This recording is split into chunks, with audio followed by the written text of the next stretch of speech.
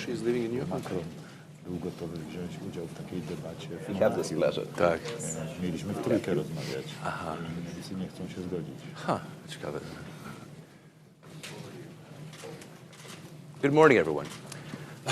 I'm Matthew Kaminsky. I'm the editor-in-chief of Politico. And good to have you this morning to discuss the defense of Europe.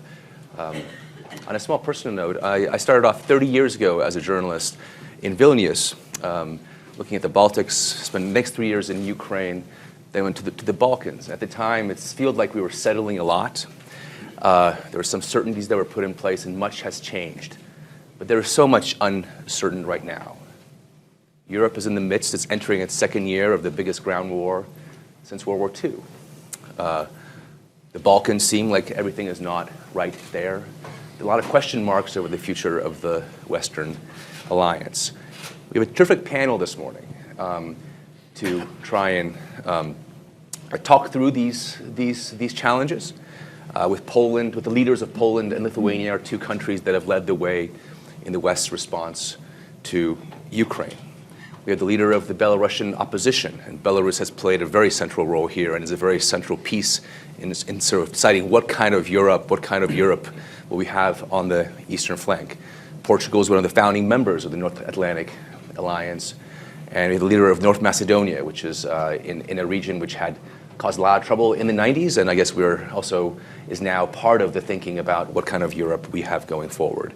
Now, I want to start maybe, since it is morning, maybe with a couple quick round questions for this group to get us going. And in a sentence or two, I want to ask each of you, in these grim times, what is the one thing that makes you hopeful? Maybe I can start with President Duda. What makes us hopeful? Hopeful. The one thing that gives you hope this year when you think about the future of Europe, the defense of Europe. Absurd will never exist for a long time, in my opinion. So this situation is absurd. Yes, that was hard to imagine that 70 years after the Second World War, yes, we will have war in Central Europe in full scale. This is something ridiculous, and that was very hard to believe when we received before the war, yes, all this secret information telling that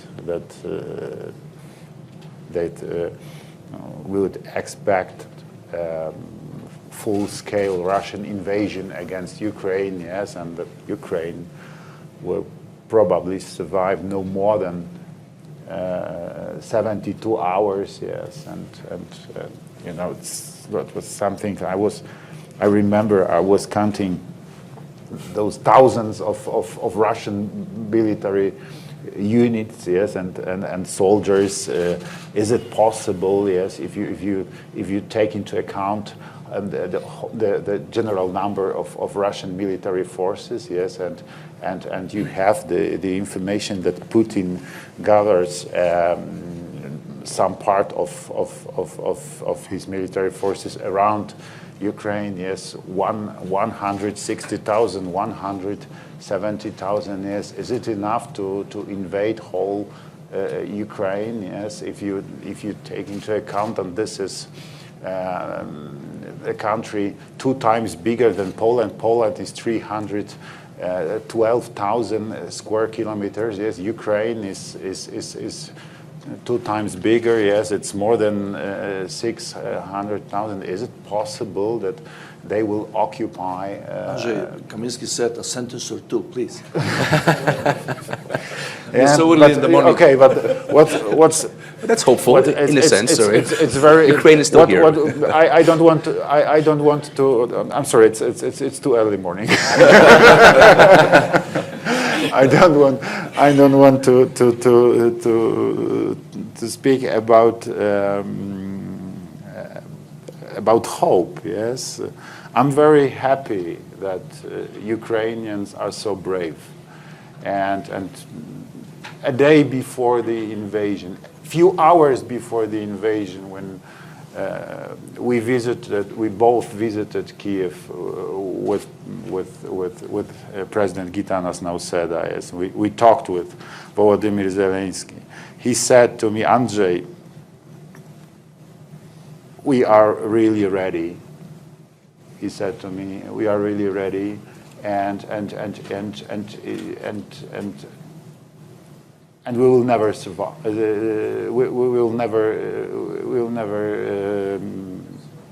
will never surrender. Yeah. Perfect. President Nauseda, what? I would like to stress a few moments. First of Again, all, a couple of sentences. okay, Maybe more than two, but less than five, I think. I try my best. First of all, the success of Ukrainian military forces in the battlefields. I remember our first meeting after the war broke out on February 25th in European Council.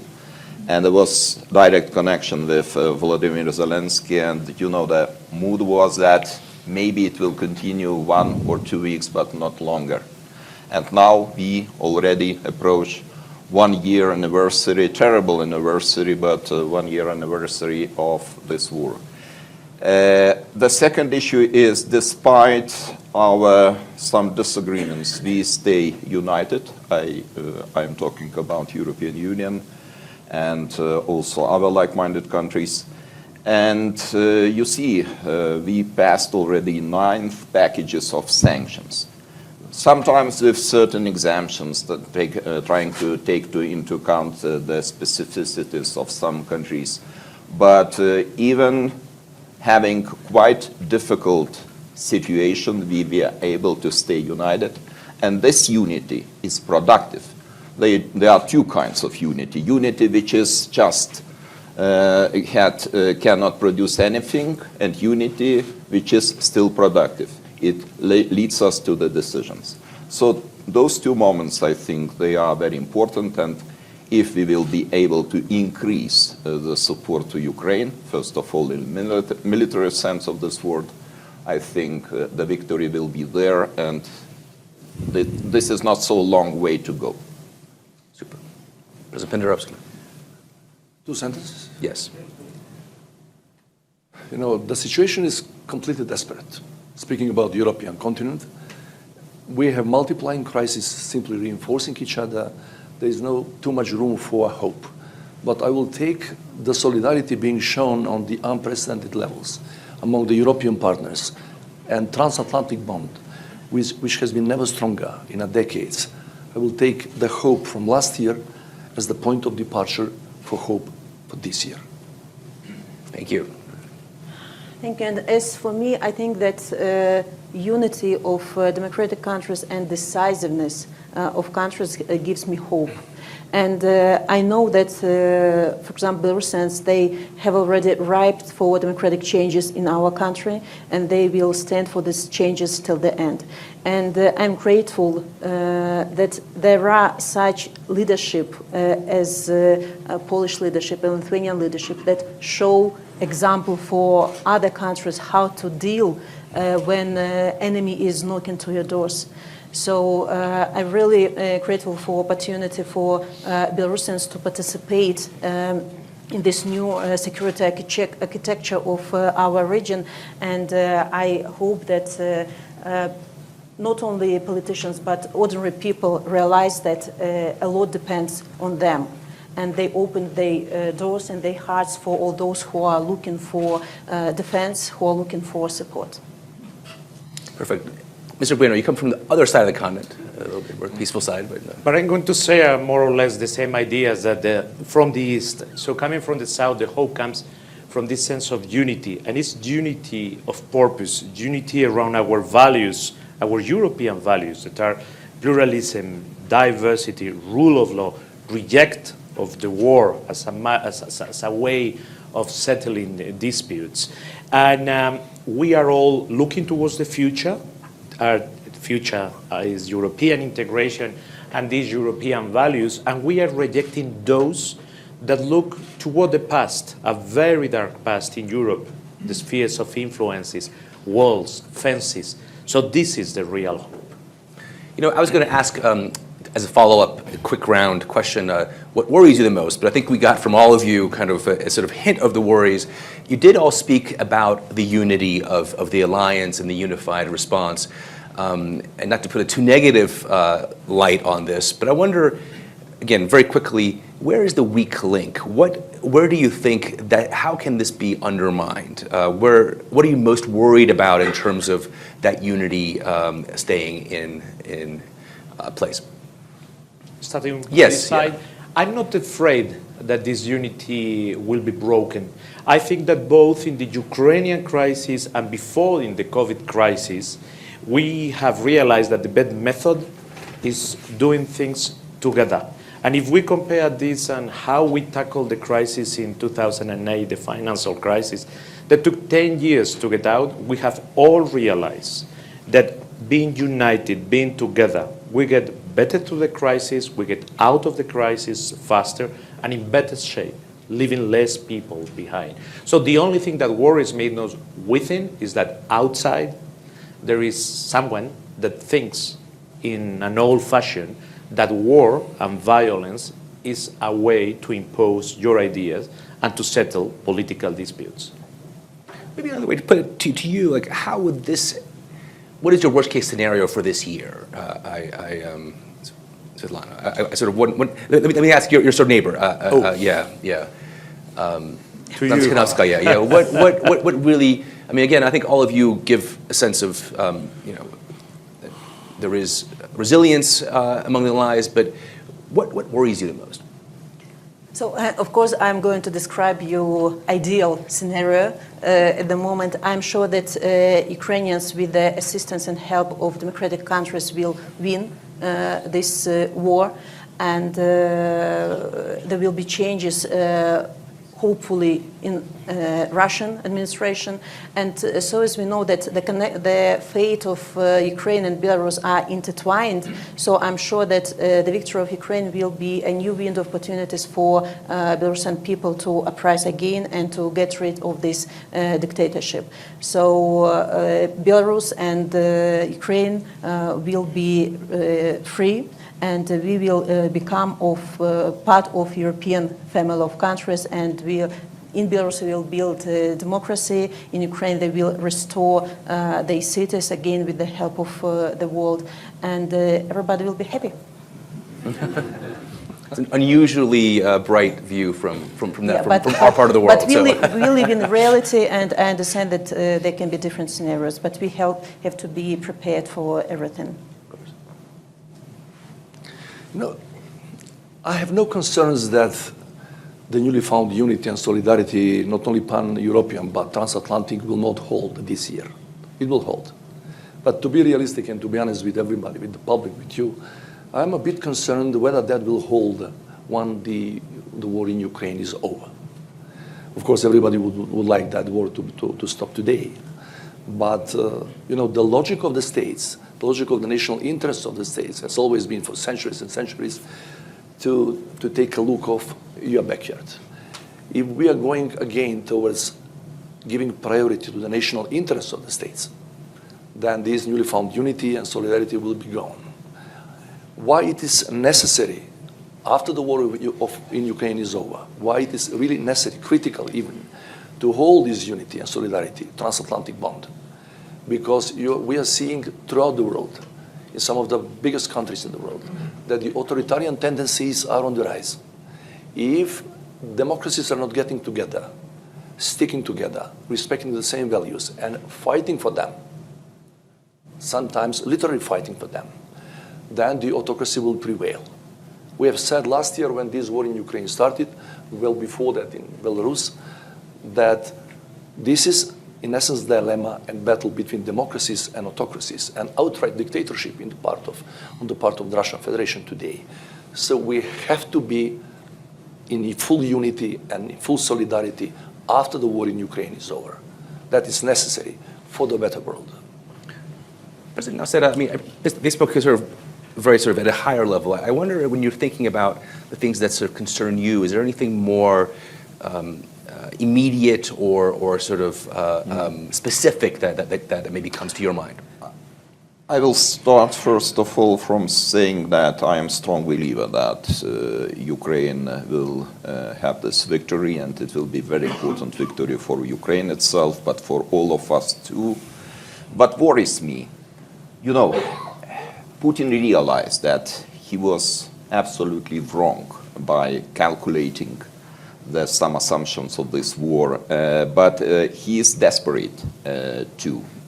And it means that he is able to concentrate all the efforts and resources of big country, Russian Federation, ignoring economic and social needs of the society. This is the specific feature of the totalitarian regimes, that they can ignore the needs of the people and to bring anything on the altar of the war. And this is one issue. The second issue is that, yes, I have some concern that Western societies can be tired from this war, because we have already some features or some signs of tired Western societies. First of all, because of high inflation of energy resources. And we are not so used to the inflation rate like 10%, 15%, or in some countries 20%. And it means that having the democratic rules of game in our countries, politicians will spend more attention to these issues too. But I think there is one possible outcome from this puzzle, or solution of this puzzle. We have to stay united, and we have to take all the decisions which are oriented towards reduction of dependence on Russian energy resources. My country is a very good example. We started very early because we never had any illusions regarding Russian regime, so we started to prepare ourselves about 20-25 years ago, and now we bear the fruits of these actions and these efforts. We were able to cut off all the ties with Russian energy resources 1 year ago. And I think this is very important to do at the European Union level. We started quite successfully, but we have to continue, because some countries are still dependent. They are exposed to the Russian blackmailing, especially energy blackmailing, and this is very important to break up this dependence. A chance for one word answer even, and then I want to come back to you with a more specific question that will require more. What is the weak link in the West's response to Ukraine? There has been one message from Ukraine since the beginning of the war. This is what Volodymyr Zelensky told us at the beginning on the phone. You know that at the beginning of the war, I talked with him practically every day, even a few times a day on the phone, and there has been one message: weapons, and once again weapons. We need weapons. We need military support, and this is the most important element of this game. Yes, if we still send a lot of military equipment for the defenders of Ukraine, cutting-edge military equipment, they still have this potential to stop Russians. So I think you answered the question, but the weak link, but indirectly, and let me it's actually was leading to my follow-up, which is tomorrow Chancellor Scholz is speaking here. Germany, the UK has just been the first country to send tanks to Ukraine. The US is talking about sending the Abrams tanks. What do you expect or hope out of this week? Will Germany send the Leopard tanks? What might happen at this Ramstein meeting of defense ministers later this week in terms of arming? Have we turned the corner in terms of giving the Ukrainians more offensive weapons, or not?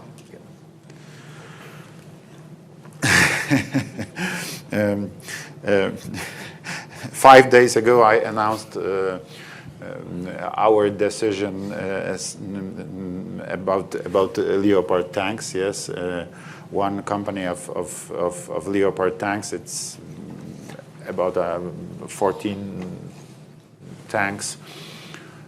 We really decided to send it to Ukraine, but we hope and we are trying to organize a bigger support for Ukraine. So we hope that there is a few partners, a few allies who will give tanks to Ukraine, Leopard tanks, Challenger tanks from Great Britain. Yes, and so we hope that producer of the tanks, Germany, will also participate in this, in my opinion, very good idea. I was asked by Volodymyr Zelensky for that military support a few times. He said to me, Andrzej, we need modern tanks because it's the only way to stop the Russian invasion. Now we sent to Ukraine our Krab howitzers, yes, very modern and very efficient. We sent to Ukraine more than 260 our tanks, but old ones, but old tanks. We had those tanks from USSR, yes, but that moment, it was half a year ago, yeah. It was in March, as I remember. They needed those tanks in that moment. That was immediate need, and so we decided to send this. You know, it was more than we afford. It was more than we afford. We hadn't those tanks in our reserves. That was those tanks were we took those tanks out of our military units, yes, regular military units, but we understood that this is you know issue of this really that this decision that was the very difficult moment because Russian military forces, you remember they were practically around Kiev, so that was very difficult time for defenders of Ukraine. We decided to send help, and that was. And practically, that was the beginning of the big military support for Ukraine, and so we hope that this time that this decision that we announced that we are sending our Leopards to Ukraine will start a new chapter in this military assist to And Ukraine. are you talking to the U.S. about sending your MiGs to Ukraine and getting sort of the I think F-18s or F-35s in return, or is that sort of a dead issue for now? It's very complicated Okay, story, okay. so please. Maybe we should switch off the cameras. Continue speaking on the topic. Mr. Bueno, from a NATO perspective in a country further away, how much more do you think the alliance should be providing in terms of military hardware to Ukraine? I think that the unity of all Europeans, with our natural transatlantic allies, especially the United States, is out of question. But it must be very clear, and this is also an important part of what is going to be at stake this year, that this is Vladimir Putin's war. Neither NATO, no European Union, no any European country has won in this war or is at war against Russia. Because sometimes in Europe and in this panel, we all know what we are talking about. But last week, I traveled to Western Sub-Saharan Africa. The week before, I was in Latin America. Things don't seem that clear. Sometimes it seems like this is Russia against the Western world. We must keep remembering NATO is not a part of this war. President Zelensky and Ukraine didn't want this war and didn't do anything to deserve this war. This is Russia's war. So far, the political support comes from all allies, but the weapons comes from European Union and from European Union countries. And I think it is very important to make these things clear, because otherwise we can lose a lot of partners around the world. That's a very good point. And President Nauseda, I'm curious to you. That sort of speaks to some divisions within the alliance about how far to go. Obviously, I wonder how you've managed those divisions, since you're obviously in the more the avant-garde in terms of trying to push the alliance forward. We are not a big country, of course, but we started to support Ukraine militarily, and we are the example how decisive we can be. And we started to deliver stingers to Ukraine even 2 weeks before the war started. And this was our strong commitment and absolute unity in our society. I have to stress this factor too, because in Lithuania, 99.9% of the population strongly support Ukraine, and this in such an environment it's very easy to take the decisions, tough decisions. But sometimes, yes, I have the impression that somebody has to take the first move, like in the story with the tanks. I like to play chess. So in chess, you have to take the move, and then others will follow. So, somebody has to take this leadership, to take the decision in order to support Ukraine, because the tanks become very strategic factor of this war, especially now, having in mind this positional war in the eastern part of the country. So one word answer, do you think Chancellor Scholz will greenlight the Leopard? I strongly believe that Chancellor Scholz will decide on this. And I was a witness of a very important break point or turning point in the thinking or mentality of Germany. By the way, one more witness was Prime Minister of Poland, Mr. Morawiecki, and we visited Berlin. And at that time, Germans decided that instead of providing humanitarian aid, they decided to deliver weapons. It was first very important qualitative moment in the decision-making of Germany.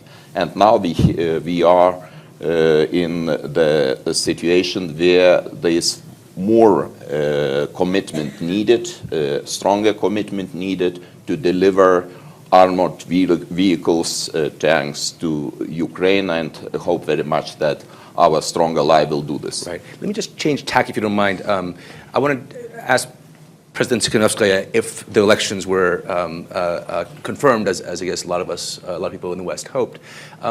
What is your reading of where Lukashenko is right now? And do you expect that he would, or Putin would, open that northern front from Belarus? So first of all, when you are asking our panelists about weapon, I feel a little bit as alien here because we are, as Belarusian people who are under repressions for 2.5 years already, we can't give HIMARS or crabs to Ukrainian people. But the most of the population of Belarus are for Ukraine. We don't want to become enemies because of awful decisions of illegitimate Lukashenko. We are supporting Ukrainians as we can with information. When the war has started, our railway partisans disrupted railways to slow down equipment, Russian equipment going to Ukraine. Our volunteers spread information inside Belarus what's going on in reality. But now we are in such a position when Belarus unexpectedly people became co-aggressor in this war, because Lukashenko is maybe the only ally to Putin. He has to be loyal. He provided our country as launch pad for missiles, for training of Russian soldiers. And I have to say that the Belarusian army is not loyal to Lukashenko. They don't want to die or to be killed on the Ukrainian battlefields for the ambitions of two usurpers.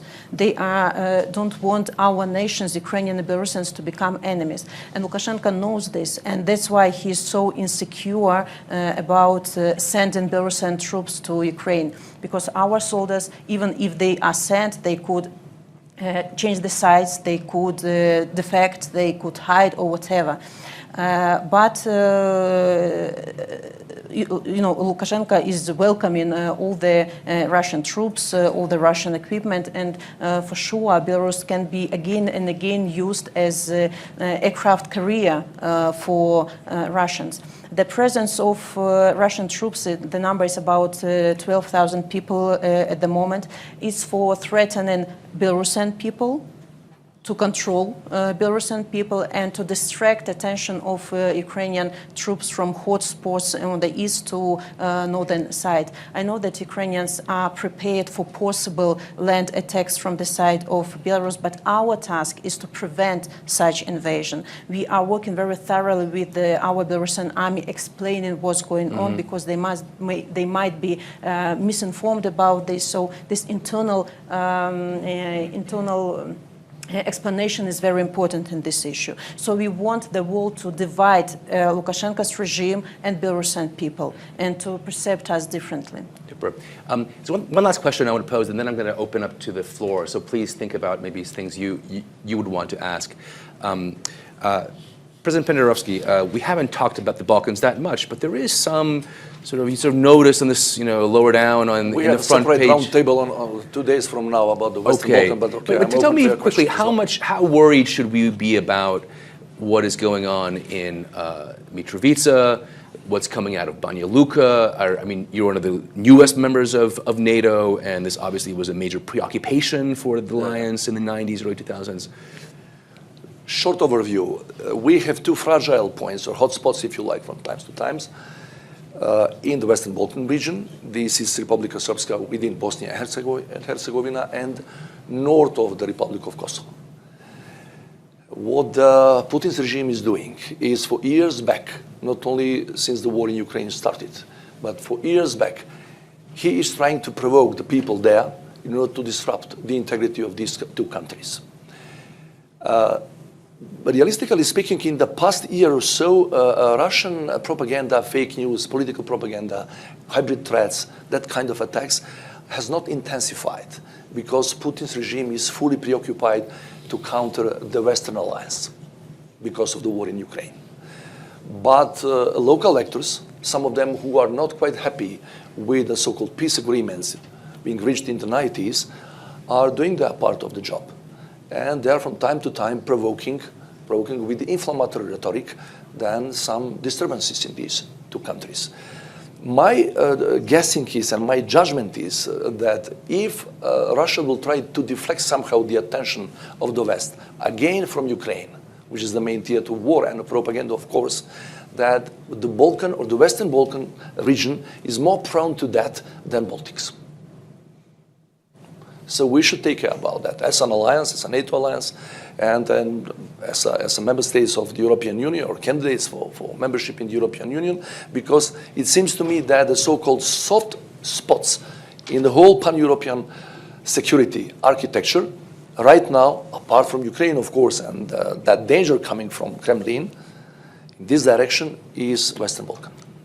Who's the key player here, EU, NATO, or the US? United States.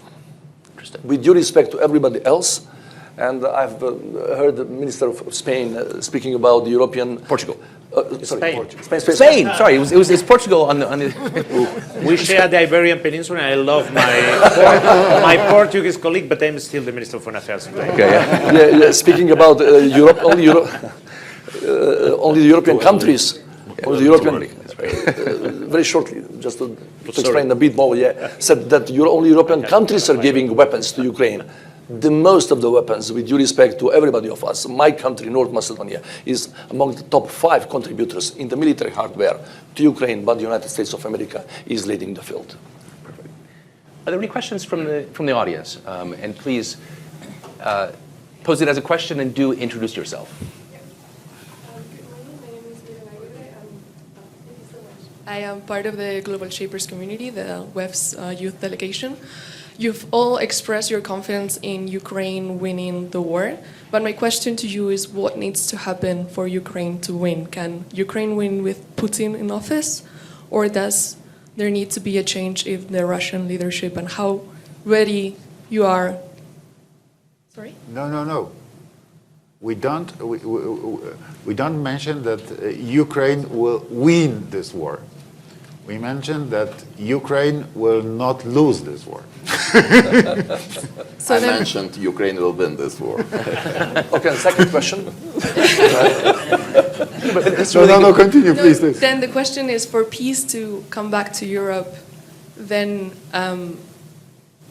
does there need to be a leadership change in Russia, and how far are you ready to go to push for that? Thank you. That's a really good question. I wonder who wants to address regime change in Moscow to make Europe a safe place. Processes will go in parallel. The more successful Ukraine is in the battlefields, the higher the probability that something will happen in Kremlin. Because sooner or later, it will lead to the mistrust in among the closest allies of Vladimir Putin. And yes, I cannot ignore or I cannot neglect this possibility that something might happen in Kremlin, and it would mean the end of the war too. I have no illusions that it will be a democratic government replacing Vladimir Putin. Probably there will be a long transitional period ahead, and nobody knows what will be the outcome. But probably it would lead to the resolution of this crisis in Ukraine. But the second scenario of very important and evident victories in the battlefields is possible too. So both scenarios, I think, are likely, and probably now it would be not serious to try to forecast, because those forecasts would be not very credible, to try to forecast which scenario we will go. There's a question back there, and then we'll go over here. Yeah. My name is Wolfgang Krach. I'm the editor-in-chief of Süddeutsche Zeitung in Germany. President Duda, you mentioned you were talking about the delivery of tanks, Leopard 2, to Ukraine. As we follow in Germany the very skeptical, rejective attitude of Chancellor Olaf Scholz up to now, and his hesitating. Why do you think that he will change his attitude and allow or endorse the delivery of Leopard 2 tanks now? Two reasons, sir. One reason, Germany is part of the NATO alliance, and if there is a situation that few allies are ready to give their tanks to Ukraine, it's important moment. And the second is that, as I see, the pressure of political and German political stage and German public opinion is becoming stronger and stronger and stronger. So I hope that the result of all that and elements all that elements will result in this very, very, very, very needed decision. Right here. My name is Markus Preiss. I'm the bureau chief of ARD German TV in Brussels. Since you already answered, my question goes to President Nausėda.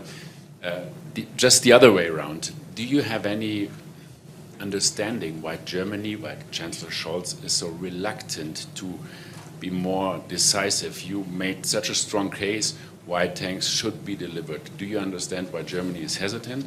And the other question goes to the Spanish foreign minister. Spain was among the first countries to propose to send Leopard tanks to Ukraine back in summer. If there were a decision right now to send them, were Spain also sending tanks? Thank you. I will try to answer very shortly. Yes, we have 27 members of European Union, but the attitude of the society to what is happening in Ukraine is quite different. I could name again the example of my country. I cannot even imagine that, for example, some demonstrations against the support to Ukraine could take place in my country. Probably they will not collect 200 people in my country. But I understand also that situation in some other countries is different. And President Duda mentioned that the attitude of German society is changing. But still we cannot ignore the reality that still the attitude or the mood of German society is absolutely different comparing with Lithuania. So this is the reason why politicians have to take into account this situation, and sometimes it explains that some decisions in some very important countries of European Union and NATO come later than we all expect and we would wish. So this is the reason why we see some delay in the decision making. And I have to tell you honestly, it's a pity, because every day of this war costs a lot. Not to us, not so much to us. For us, it's just means that probably energy resources are more expensive, but it's peanuts comparing with the suffering of Ukrainian nation. So every day brings more casualties, more destroyed houses, infrastructure, and so on. So we don't have the luxury for such delays. And decision making must be decisive, fast, and it would lead to the faster victory in this war. There is a very important meeting of ministers of defense in a few days where important decisions will be made, and we like to do things together and united because we think that that's the best tool to bring peace to Ukraine. That possibility is not on the table as we are speaking today, but the way Spain is behaving in this Ukrainian war is at each state we do what we think is the best to help Ukrainians to defend its sovereignty and territorial integrity and to bring peace the fastest as possible to the country. Super. Sir, our countries spent almost 45 years behind the Iron Curtain. So we know Russians very well, and there is one answer in Poland, in Lithuania, in Ukraine. Ruski mir, no, thank you. I'm coming from Washington. Let me ask a very parochial Washington kind of question to this group of European leaders. How concerned are you about some of the noises coming out of the, surprisingly, I guess, if you look at the history of American foreign policy, of the Republican Party, which is calling into doubt support for Ukraine, kind of curious, how closely are you even following that? And even support for Ukraine, but it's actually support for the Of alliance, course, since the previous president said NATO. You know, we are really far away from Washington, D.C., but geographically speaking, but politically we are following that closely. I am not seeing very strong signals that within the Republican Party these voices are so prevalent, so to say. And it seems to me that the bipartisan support within the Washington, D.C. towards the war in Ukraine is unprecedented. You're living there, you're coming from the United States, then tell me any other issue on which the Americans or political parties, two main of them, are so unified around. There's no any other single issue. So on the issue of Ukraine, war in Ukraine or Russian invasion in Ukraine, they are, I think, 90% unified. And it's going to hold. Yes, we have. This is a matter of concern, of course. We are also closely watching what is happening there, but I think we have to decide just by looking what the United States government is doing. And the United States government is doing a lot. And I expect that there will be bold decisions taken in the NATO summit, which will take place in Vilnius this time in July. And we have very high expectations that it will be not only the summit dedicated to our own security, but also the summit dedicated to the security of Ukraine, meaning that we will find some formulas or algorithms regarding the expectations of Ukraine to integrate closer to the NATO too. So far, of course, I cannot say that we will discuss the full-fledged membership of Ukraine in NATO. But we have to find some new expressions or sentences just giving the hope to our friends in Ukraine. Because every time, to repeat what we already said in Bucharest summit in 2008, we keep the doors open. It's not enough anymore. And we got this message very clearly with President Duda when we gathered in Lviv. Okay. Please don't tell us that the door is open, because we cannot find this door. Where is this door? When will Ukraine join NATO, do you think? When? Yeah, give me a date. Oh, please give me raise more simple questions, but I believe that it's possible in few years' time. But having in mind that we will be very committed to grant this status to Ukraine, like we did in European Union. I have in mind candidate status to Ukraine. But it will depend very much on the success of Ukraine in this war. One word question to you. When will the regime of Lukashenko fall? I can't say such. One word answer. I don't know such prognosis, but I think that we all have to do everything possible for this happen as soon as possible. And on behalf of all Belarusian people, and I will dare to say on behalf of Ukrainians, that we are grateful to all the countries that are supporting us in our difficult paths to democratic changes, to our serenity and independence. And long live Belarus and glory to Ukraine. Super. Last word to you, and we're over time. So